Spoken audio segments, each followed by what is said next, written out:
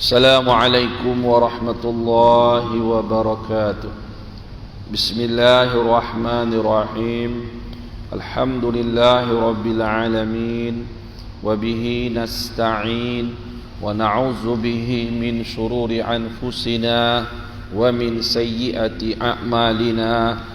Wa nashhadu an la ilaha illallah wahdahu la syarika lah. ونشهد أن سيدنا محمدا عبده ورسوله والصلاة والسلام على أشرف الأنبياء والمرسلين سيدنا محمد في الأولين والآخرين وعلى آله وصحبه أجمعين. لا إله إلا أنت سبحانك إنا كنا من الظالمين. لا إله إلا أنت سبحانك إنا كنا من الظالمين. لا إله إلا أنت سبحانك إنا كنا من الظالمين.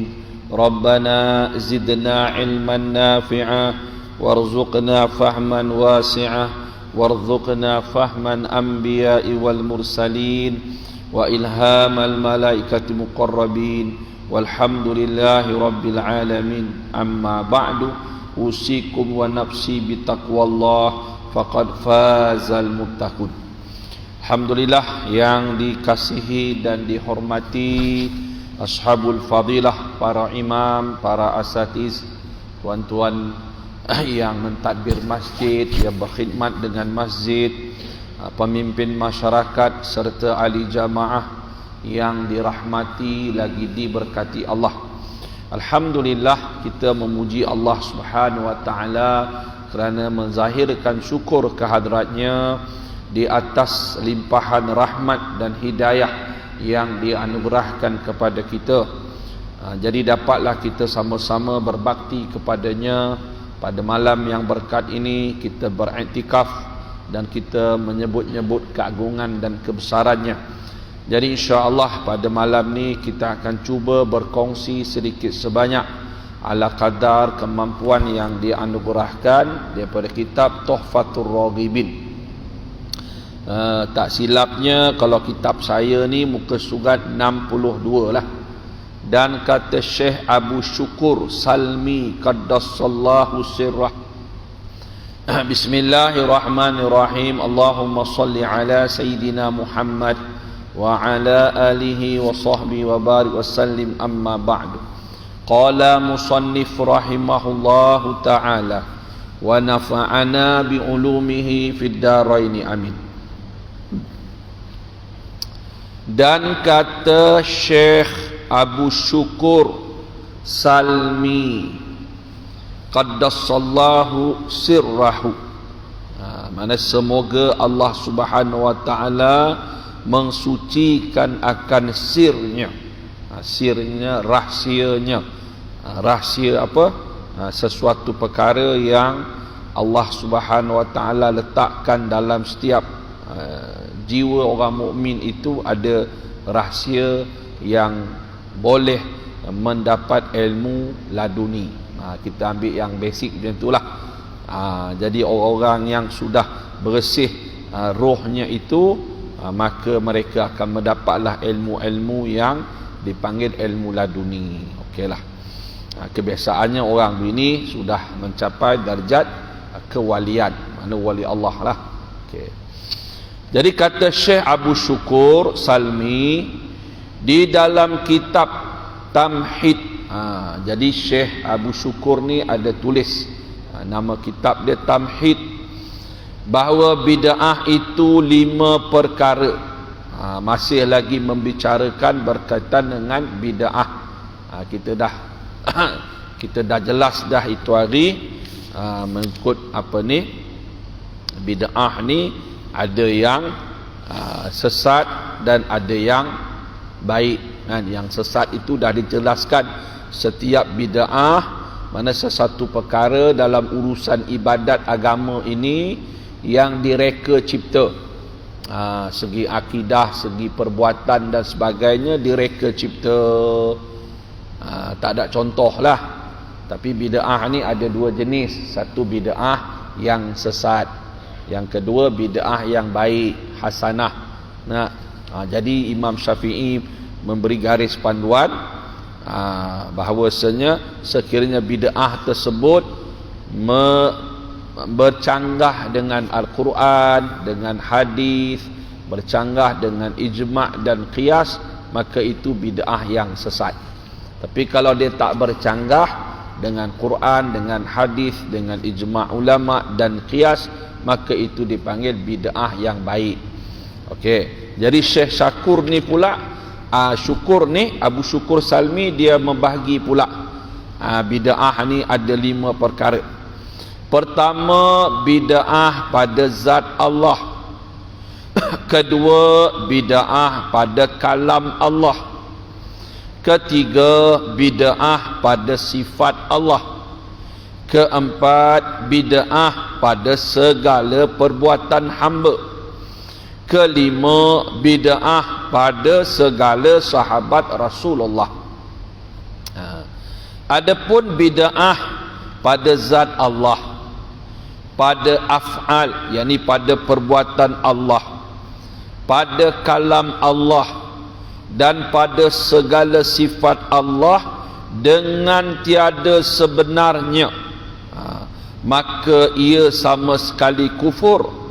Tiada ikhtilaf, mana tiada berbeza pendapat segala ulama pada mengatakan dia itu kufur. Jadi seseorang itu kalau dia beriktikad tentang zat Allah yang bid'ah, iktikad yang bid'ah lah. Contoh dia kata Allah Ta'ala ni ada mata, kan, macam mata makhluk umpamanya, kan. Allah Ta'ala ni ada apa ni, benda yang zat Allah ni boleh bertempat, kan, boleh duduk dalam satu tempat, berbagai-bagailah. Jadi ataupun pada perbuatan Allah, kan, dia beriktikad perbuatan Allah tidak memberi kesan. Atau pada kalam Allah, dia kata kalam Allah tu makhluk, bukan sifatnya yang qadim. Atau pada segala sifat Allah lah, kan, segala sifat Allah. Macam tuan-tuan baca di Asmaul Husna, itu nama-nama menunjukkan sifatnya. Dia kata Allah ni pemurah-pemurah gak, tapi ada gak kedekutnya. Contoh kata, dia beriktikad dengan sifat Allah yang bertentangan dengan perkara yang sebenar. Allah tu lupa ke, contoh, kan. Jadi perkara tersebut semua ulama kata orang ni memang kufur lah, terkeluar pada agama Islam. Jadi dia kena mengucap 2 kalimah syahadah semula untuk kembali kepada agama Islam. Kan, kalau dia mati dengan iktikad yang bid'ah tersebut, maka dia akan kekal dalam neraka lah, sebab iktikad itu jelas kufur, jelas kafir. Adapun bid'ah pada segala perbuatan hamba atau pada segala sahabat Rasulullah, ia bersalahan dengan firman Allah Ta'ala yang nyata atau hadis yang ittifaq, yang sepakat segala ulama pada sahnya, atau bersalahan mereka itu ulama padanya, maka bid'ah yang demikian itu pada mewajibkan kufur juga sekali-kali bersalah-salahan ulama. Jadi adapun bid'ah pada segala perbuatan hamba, perbuatan hamba ni seperti golongan Jabariyah lah. Hamba ni tak ada usaha, tak ada ikhtiar umpamanya, serah aja, iktikad begitu, kan. Ataupun mereka beriktikad tentang sahabat Rasulullah SAW ni ada yang bersalahan dengan firman Allah Ta'ala yang jelas. Dia silap faham tentang kedudukan sahabat ni, tapi dia tak mengkafirkan sahabat, cuma dia ada beranggapan sahabat ni fasik ke, orang fasik dia kata. Atau dia kata bukan boleh pakai sangat ni Abu Hurairah punya riwayat ni, umpamanya begitulah. Kan. Atau dia kan bercanggah dengan satu hadis yang ittifaq segala ulama, pada sahnya atau bersalahan mereka itu padanya pada hadis tersebut. Jadi sama ada ulama ittifaq mengatakan hadis ini sahih ataupun tidak sahih, berkaitan dengan sahabat lah, berkaitan dengan sahabat. Kan? Jadi adakah kufur orang yang begitu? Maka ulama berbeza pendapat. Ulama berbeza pendapat. Cuma golongan ini kebiasaannya dia kata fasik lah, seperti mencerca sahabat. Dia tak laknat, dia macam tak bersenang lah.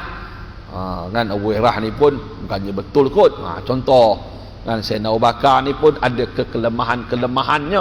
Contoh kan kekurangan-kekurangan pada Sayyidina Uthman ni ada kelemahan-kelemahannya. Jadi benda tu tak ada adab lah dengan sahabat. Dia tak ada adab. Pasal Allah dah jamin dia orang di syurga. Kita nak pandai-pandai komplain saya apa? Nak komen Sayyidina Umar, Sayyidina Abu Bakar, contohlah. Atau sesuatu hadis yang ulama khilaf berkaitan dengan keistimewaan sahabat. Jadi ulama berbeza pendapat lah. Dan jika bid'ah itu bersalahan dengan qiyas. Qiyas ni perbandingan.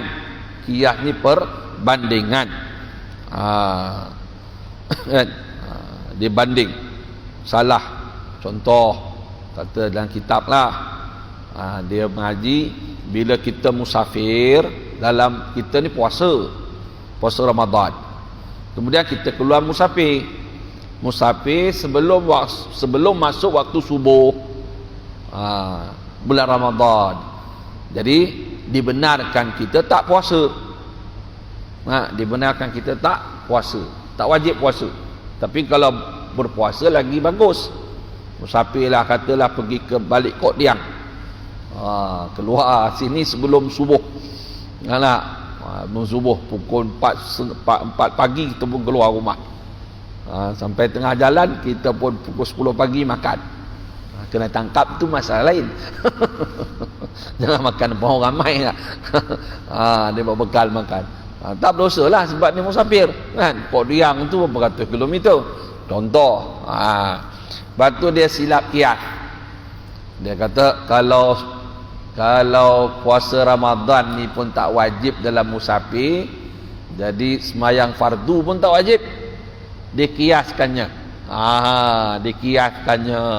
Jadi kalau kita musafir tak wajib puasa, maka semayang fardu pun tak wajib. Jadi kias yang salah. Atau dia kata bid'ah, hadis yang tiada ittifaq, tiada sepakat para ulama pada sahnya. Ulama berbeza pendapat. Ada kata hadis ni sahih, ada kata hadis ni dhaif, lemah, contohlah. Atau kata hadis ni hasan, ada. Kan berbeza pendapat. Atau pada hadis itu takwil. Hadis tu sepatutnya dia kena takwil, tapi dia tidak takwil. Sekira-kira timbul syubhah. Mana takwil itu dia kata nombor 89 nota kaki, iaitu penjelasan makna yang samar di sebalik makna yang zahir. Kan? Sekira-kira bila dia tak takwil tu timbullah syubhah, yakni kekeliruan. Maka bid'ah yang demikian itu tidak mewajibkan kufur. Ini tak sampai merosakkan akidah. Hanya jadi bid'ah sayyiat, yakni bid'ah yang buruk jua. Maka ia maksiat yang amat keji, wajiblah bertaubat daripada bid'ah yang tersebut. Jadi kalau dia tak semayang tu dia kena qada baliklah. Kan, ataupun dia silap memahami hadis sehinggakan dia melanggar hukum-hukum agama. Yang cara asasnya kan macam tayamum lah kan. Patut tayamum ni muka dengan tangan ni. Tapi kau ni pasal kau apa ni mimpi kulai mani, kau kena tayamum satu badan. Contohlah kan. Dia silap faham kan. Yang tu umpamanya lah. Jadi itu satu kekejian yang buruk. Jadi wajiblah bertaubat. Okey, sebab tu kita macam saya sebut dululah, kod mana pun 3 cabang ilmu fardu ain ni kita kena mantap. Ilmu akidah, ilmu fiqh, ilmu tasawuf. Jadi kalau 3 cabang ilmu tu kita mantap, maka insya-Allah jadi kita takkan rosaklah. Sebab akidah kita pun kita faham, fiqh secara mazhab Syafi'i yang asas-asas tu kita faham, tasawuf yang secara basic pun kita faham. Jadi kita tak keliru dalam beramal ibadat. Jadi kadang keliru ni sebab setengah-setengah orang tu dia masalah fardu ain 3 ilmu tu dia tak mantap. Kemudian dia tak mengaji hadis sahih Bukhari. Contohlah, rukun sembahyang dia tak ingat. Nak sujud sahwi nak buat macam mana dia tak tahu. Contoh kan, benda-benda yang asas-asas dalam ibadat puasa dia tak reti. Tiba nak mengaji kitab yang besar-besar, nak tahu ni hukum hakam apa macam-macam lah, mazhab Hanafi, mazhab Hambali, mazhab Maliki, contoh. Lala dia pun tak tahu nak pakai mazhab apa. Ini banyak berlaku jugalah. Banyak berlaku. Jadi itu yang kadang-kadang silap memahami hadis ke, Quran ke dan sebagainya. Jadi akhirnya mereka itu terjebak dalam bid'ah sayyiat, bid'ah yang buruk. Kan? Bismillahirrahmanirrahim.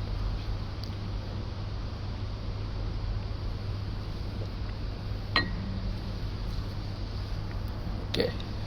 Lepas tu kadang dia pun tak faham kan. Dia tak faham bahasa Arab ke, tak faham kaedah-kaedah dalam bahasa Arab, dia tak faham kaedah usul fiqh, kaedah usul apa ni, usul fiqh, ilmu qawaidul fiqhiyah. Dia tengok, dia baca hadis terus dia menafsir. Terus dia tafsir ikut terjemahan bahasa Melayu tu.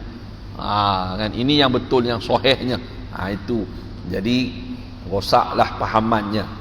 Kan, walaupun dia tak menjadi kufur, tetapi apa yang dijelas pada ni, jadi dia kesilapan tu kadang-kadang kemungkinan dia dalam ibadat dia ke apa ke banyak penyelewengan. Jadi dia tak menjadi darjah kufur sekiranya bid'ah tersebut tidak berkaitan dengan akidah. Okey, masuk kitab balik. Hubaya, tidak boleh tidak, hendaklah engkau ketahui hai penuntut bahawasanya pekerjaan ni amalanlah yang telah teradat, yang telah menjadi kebiasaan. Adat ni kebiasaan dah.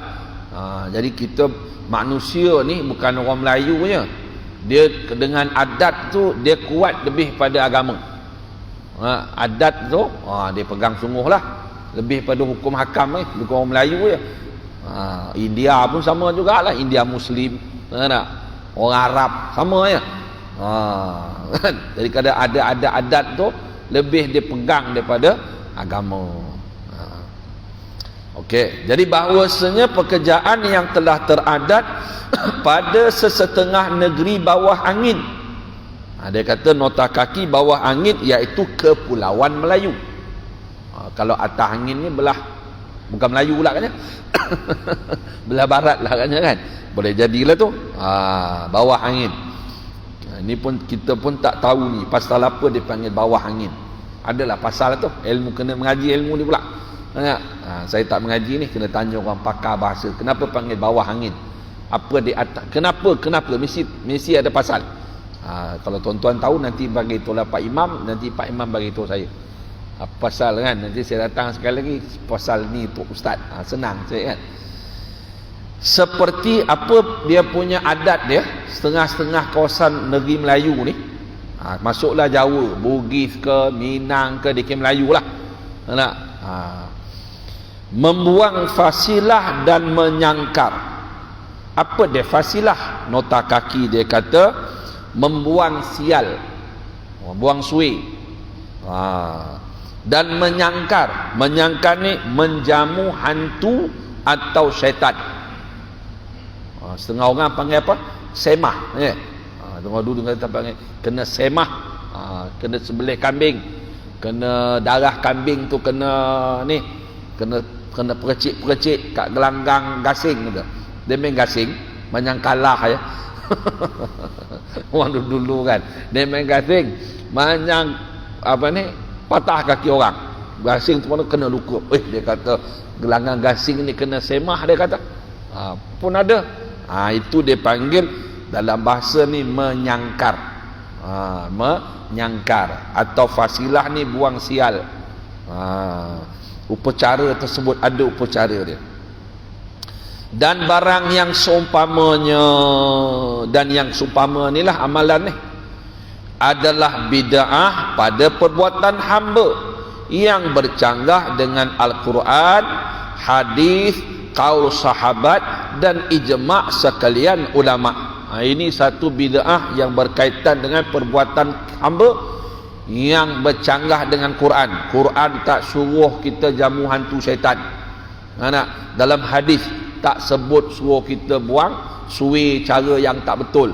Kita nak buang suwi, bukan buang suwi, kita dengan cara berdoa, semayang hajat, dengan beristighfar, dengan bersedekah. Sedekah itu boleh menolakkan bala, dan doa itu boleh mengubah takdir. Ada mafhum hadis begitu. Dia bukanlah pergi cara pergi mandi laut, mandi safar tu. Dulu ada mandi safar dan seumpamanya. Sahabat pun tak buat, ulama pun kata benda tu sesat. Maka ia, maknanya buat amalan ni, jamu hantu ni, bid'ah sesat yang amat keji.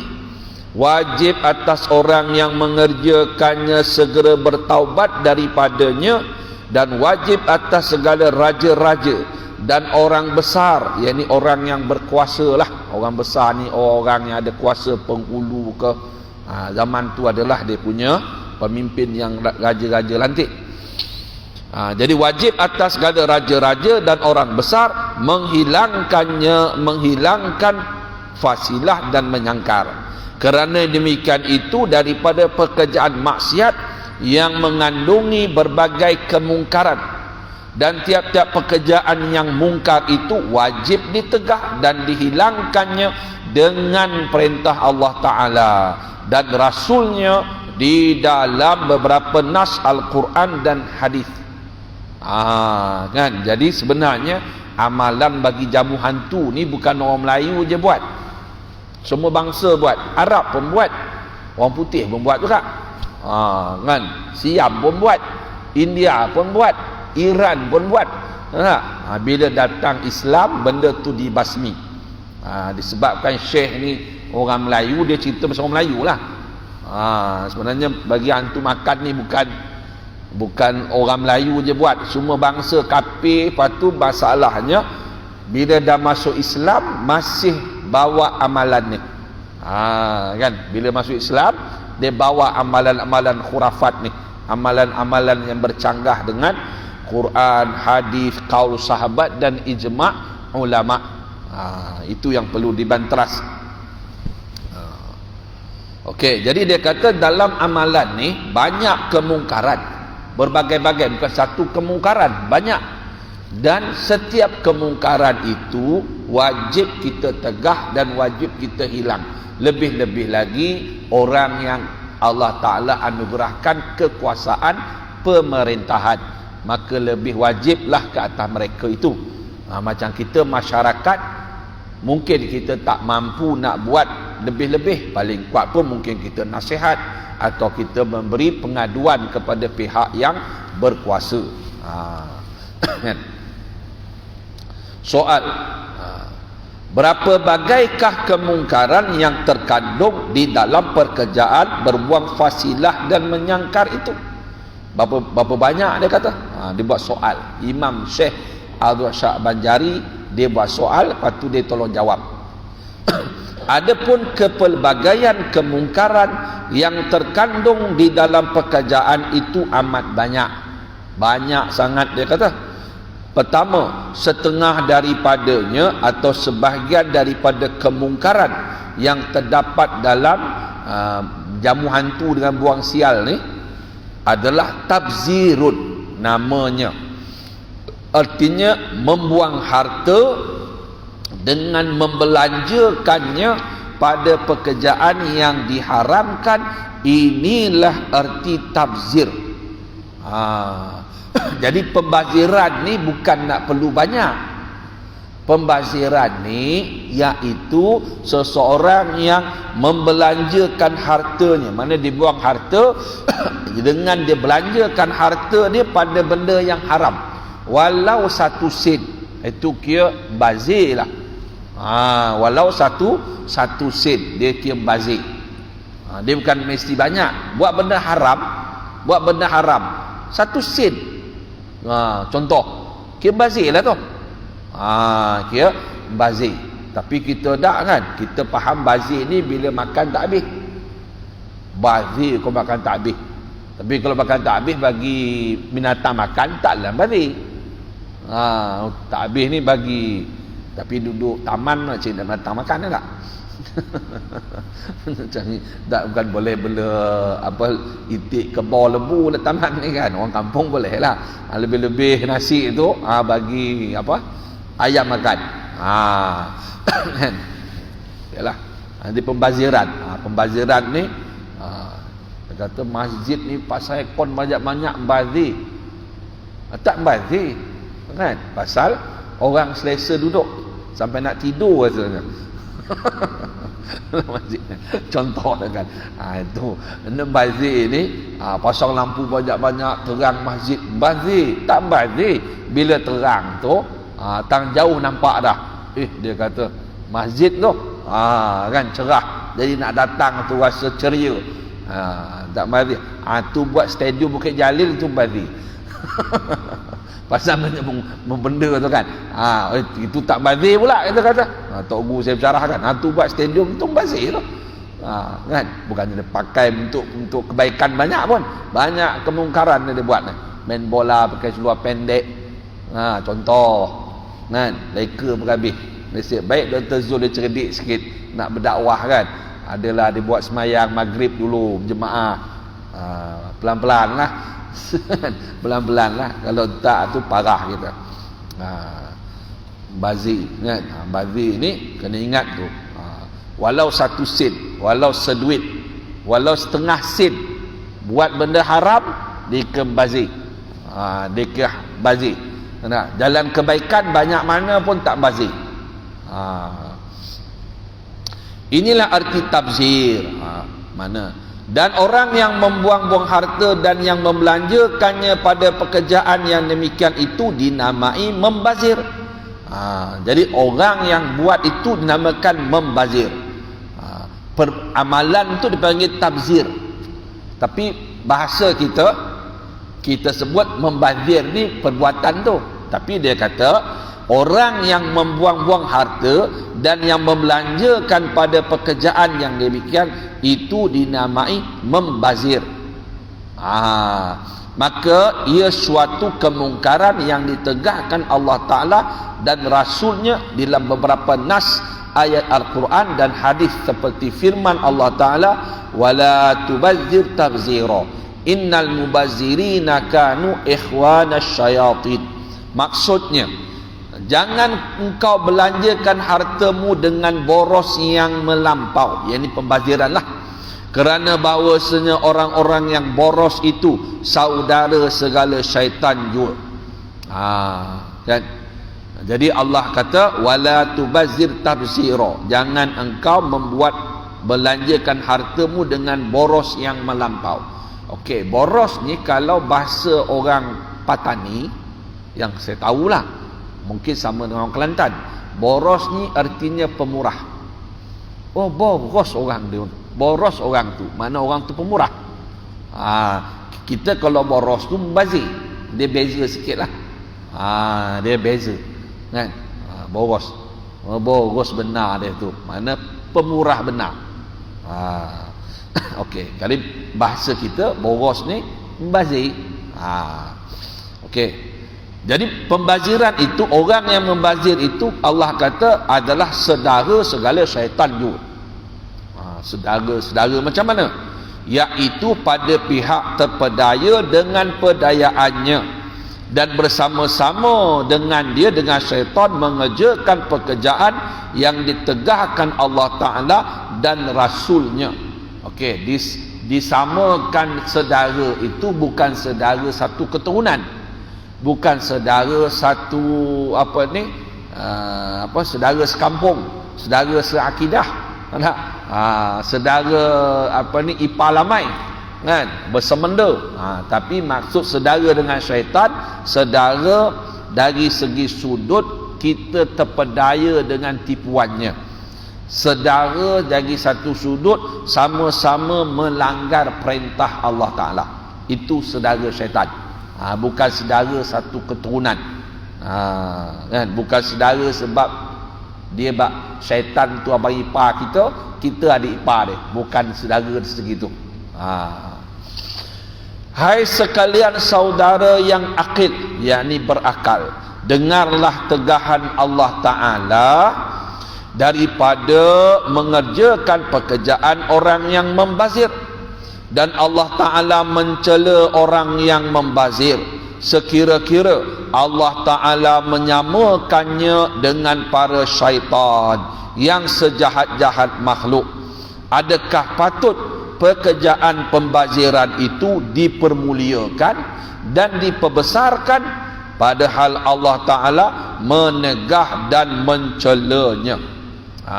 Jadi dia kata bagi orang yang berakal, dia kena ambil perhatianlah dengan ayat yang Allah sebut ni dalam surah Al-Isra ayat 26 dan 27.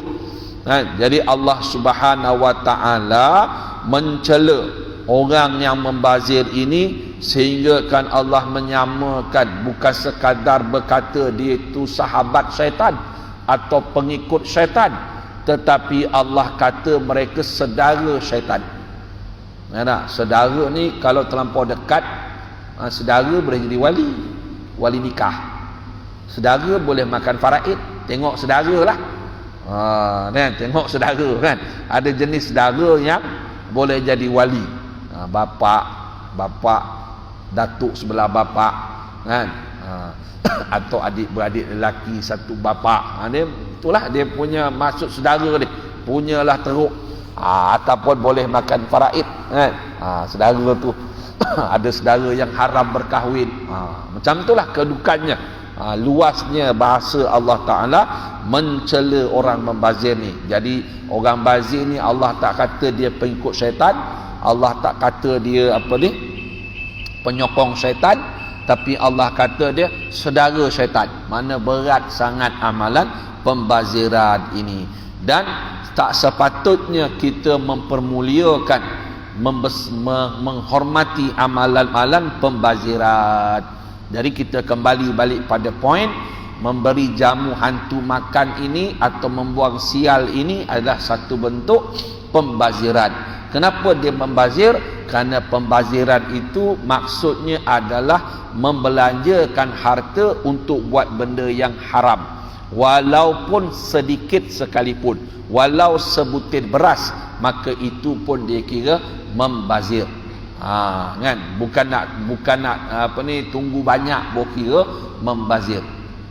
Begitulah yang boleh kita kongsi sedikit sebanyak. Jadi insya-Allah kita akan sambung pada sesi yang akan datang, masih lagi berkaitan dengan amalan membuang fasilah atau membuang sial ataupun menjamu hantu makan.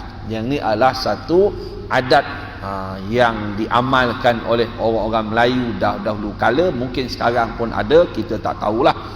Cuma kita di Malaysia ni setakat ni alhamdulillah amalan-amalan sebegini banyak sudah ditinggalkan. Bila banyak pengajian, banyak dakwah dan sebagainya, maka amalan-amalan begini ditinggalkan. Tapi sesengah negara kemungkinan masih diamalkan. Kan dia pergi pantai selatan, Nyai Roro Kidul.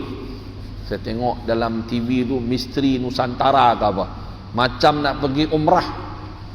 Pakai jubah putih lah, songkok putih, baju putih, yang perempuan bertahlil bagai. Lepas tu pergi kat pantai, pergi jamu tu Roro Kidul. Roro Kidul itu di belah Pulau Jawa sana lah. Ada pula pergi tahlil kat kubur. Lepas tahlil letak pula makanan, pasal nanti kata roh tu makan. Bila ada ustaz-ustaz lebay-lebay tegur, dia kata tu Wahabi tu, dia kata. Padahal dia tu gila babi.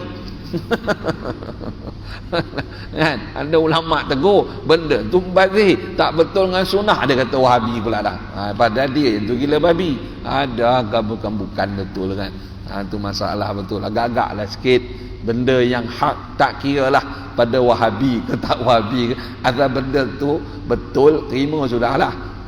Kan dia tidak faham Wahabi itu apa kan. Kira kalau menentang tok nenek dia kira Wahabi lah. Ini pun tu penyakit tak? Bukanlah kata saya Wahabi, dia agak-agak lah sikit. Wallahu a'lam bisawab. Jadi takat itulah kita boleh kongsi ala kadar. Mudah-mudahan Allah Ta'ala memberi kita rahmat, memberi kita kefahaman yang sempurna. Saya mohon maaf kalau salah dan silap dalam penyampaian. Sekiranya ada kebaikan, semata-mata rahmat Allah, dengan barakah junjungan besar kita Nabi Muhammad SAW, dengan barakah para sahabat, barakah para awliya Allah, barakah para ulama-ulama yang berkhidmat dengan agama, dan juga dengan barakah almarhum tuan guru saya, tok-tok guru saya, guru-guru yang mendidik saya, dan juga dengan keberkatan doa-doa ibu dan bapa kita semua, dan doa-doa sekalian muslimin dan muslimat. Syai'ulillahi lahu wa lahumul fatihah. A'udzubillahi minasyaitonirrajim. Bismillahirrahmanirrahim. Alhamdulillah rabbil alamin, arrahmanir rahim, maliki yaumiddin. Iyyaka na'budu wa iyyaka nasta'in. Ihdinas siratal mustaqim. Siratal ladzina an'amta 'alaihim ghairil maghdubi 'alaihim waladdallin. Amin. Bismillahirrahmanirrahim. Wassalatu wassalamu ala sayyidina Muhammad fil awwalin wal akhirin wa ala alihi washabbihi ajma'in. La ilaha illa anta subhanaka inna kunna minaz zalimin. Allahumma anfa'na bima 'allamtana. Allahumma inna na'udzubika min 'ilmin la yanfa' wa du'ain la yusma' wa amalin la yurfa'. Rabbana atina fid dunya hasanah wa fil akhirati hasanah wa qina 'adzaban nar. Wa sallallahu ala sayyidina Muhammad wa ala alihi wa sahbihi wa barik wasallam. Alhamdulillah rabbil alamin. Subhanallah bihamdihi.